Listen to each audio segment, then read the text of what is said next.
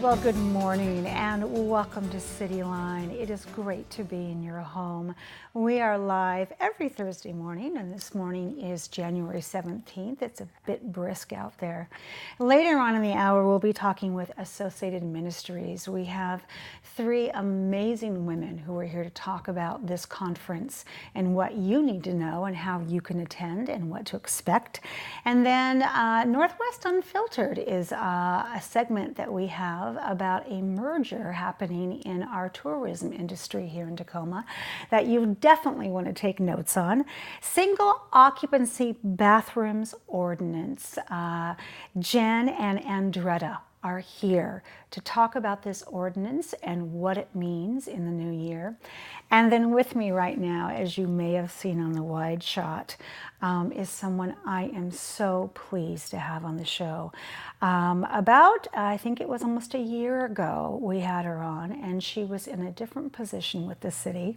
But now she sits here as the brand new president and CEO of Metropolitan Development Council. Please join me in welcoming Pam Duncan. Hi, Pam. Good morning. It's so great to have you on that comfy couch, my dear. Thank you. Thank you. When I had heard that you had been selected for this position, and I know your background in human services, I thought, wow, that is a perfect match. Way to go, MDC. And look at you, you're smiling from ear to ear. Thank you. It's very humbling, I will say, to think that as I am joining an organization that is 55 years old, and Yes. I am the first female and African American CEO of this organization that's established to do so many great things. I am always humbled, and I am extremely grateful and happy to be there. And you are so up to the task, my dear. You are. So let's talk about the first few months here. Give us some words. What do you want to say about these first few months as their new leader? I consider the first time that you go into an organization, that part of your journey is a journey of discovery. And what I've been doing is assessing and analyzing what's going on within the organization, and also meeting with some key external stakeholders to get their feedback on how they see MDC showing up in the community. So I have that perspective both internal and externally about what's going on with the organization and where our opportunities lie. Wise woman. Lots of listening. I can hear in between, yes. in between the lines there. Tell me what it means when people say that MDC is the Community Action Organization for Tacoma. What does that mean, Pam? So back in the 60s, when Lyndon B. Johnson was in office as president, he declared the war on poverty and established the Office of Community Services. Community Services provides block grant dollars to community action agencies around the country. There's a network of about 1,000 of them around the country. And community action agencies, also known as community action programs or CAPs, are established to look at the needs within that particular community and address those needs in a holistic way. So MDC was established in the 1960s and 1964 or 65 to look at what is going on not only within the city of Tacoma, but within Pierce County and address those needs. And so we are perfectly situated and established to be that organization that looks holistically at the what the concerns are with our fellow citizens. Yes, one of the things that I often say is that when this world and especially Tacoma and some of the pressing needs that we have and our state of emergency with homelessness when it gets to me at nighttime, when I'm taking my inventory about my day, and I start to feel like I'm not doing enough. And this usually happens 5 minutes from I want to turn off the light. I think about MDC, and I think about the role they play and the breadth and the balm, BALM, that they give this community in terms of identifying those needs and then providing those wraparound services, because it's a tight hug that you have on the city of Tacoma.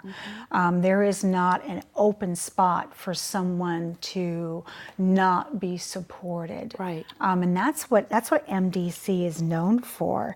What do you see ahead for MDC in 2019? We were talking about the new year and how we celebrated it, but what do you see professionally? Sure. MDC has 4 priority areas: housing, education, health, and employment.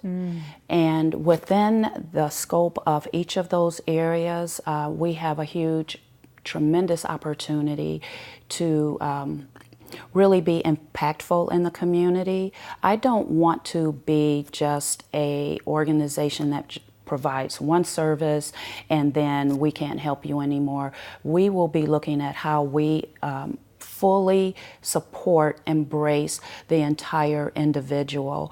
And in order to do that, for the first 6 months or so of the year, we really will be having an inward focus so that we can begin to really build up our team and build a very strong infrastructure so that as we begin our new journey within the community, we can be that strong, transformational, really providing a stronger trajectory for people in their lives and wherever they are, meeting folks where they are.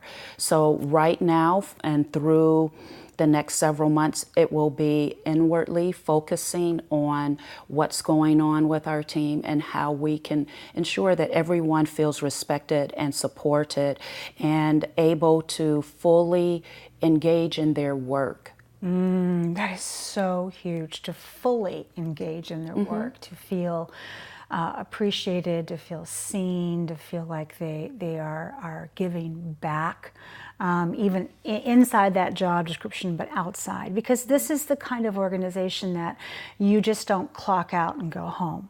Right. The nature of this work to me has always been such a ministry of MDC, because those community needs don't clock out. They don't stop. They never stop. They never stop. Right. So Right. in order for you to address that, you've got to have a real solid team. It sounds like you're on your way. Yes. I love Yes. that. So let's talk about the point in time count. I love this count. I look forward to the day that we don't have to have this count anymore. First off, if people don't know what it is, Pam, tell them what it is, and then tell us how MDC is involved in Sure. it. The point in time count, or the PIT, is actually a requirement of the Housing and Urban Development Department. And every year, all communities participate in the point in time count and go out into all of the areas searching for folks who are unsheltered and actually conducting a count. And we are able to count only those folks who give their consent to be part of that census. And then the way that MDC will be participating as part of the Pierce County point in time count with Pierce County Human Services is joining in and again going out into the community. I myself will also be going out next week and participating in the count. Well, I'll be out there right next to you, my dear. So Pam, I want to ask kind of a part B to that. So once that information is garnered, how is it used to secure more funding? The point in time count is, again, the way that we take a census of what's going on in the community. It helps to inform service providers of the increase or decrease in need. Unfortunately, typically it tends to be an increasing need. It also helps to inform local jurisdictions about the need as well, and to provide support in response to that need. Absolutely.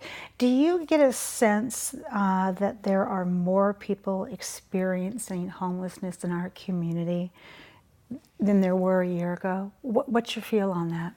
I would say informally, I would suspect that there is an increasing need. The need has been increasing over the years. Unemployment is a lagging indicator when we are in a recession. And then there are indicators that lag behind unemployment, such as homelessness, and we continue to see that. And then we continue to see, in particular demographics, an even growing number of individuals who are experiencing homelessness, such as youth and our elders. Yeah, I mean, the youth and the elders, it's like this bookend that you almost have to take a deep breath and go, are you kidding me? Is this really happening? So I know that education is the key to success, and you talk about that regularly. What goals do you have for MDC in terms of education? You're absolutely right, Amanda. Education, I consider, and from my own personal experience, I know that my education has led to me being, having had the opportunities I've had. And within MDC, we have staff who are focusing on education, and so we have the TRIO program and Upward Bound programs that help young folks to stay in school and complete school. But there's so much more that we can do. I really want to be impactful and closing off that school to prison pipeline, and helping ensure that those key milestones that young people need to meet to be successful in education are being met. So I plan to have MDC being a key partner in the community around those areas. I could spend an hour with you because there's so much to discover and to uncover with your vision and with all of the support that MDC has given us over 55 years. I want to say thank you so much for being here, and I want you back on this couch in 90 days. Yes, ma'am. Because we're going to do a little checkup and see how you're doing, a little report card, and maybe we'll have some count information at that point too. Sure. All right. I would love to do that. Pam, thank you so much. Thank you. It was a pleasure. Oh, thank you so much. After just a little bit of musical chairs, we will have Jen and Andretta here to talk about single occupancy bathrooms and to hear the ordinance. You don't want to miss that. We'll be right back.